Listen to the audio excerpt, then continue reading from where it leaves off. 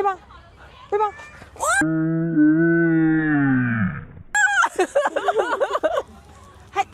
係要平少少啊，平少少。捉 yes， 好大好重啊，好重啊！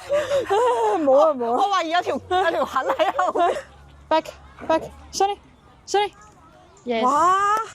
stay 其實佢要好信任你先可以做到咁啊！但係佢而家其實係個個都得嘅，只要我講，即係佢都係信我咯，我叫佢上佢會上咯。唔好見到而家唐狗 Carbon 咁乖啊，其實佢咧以前有咬人嘅問題，為咗狗狗 Carbon，Anna 16歲咧就特登去學做馴犬師，到而家18歲咧就希望繼續做呢份工作啦。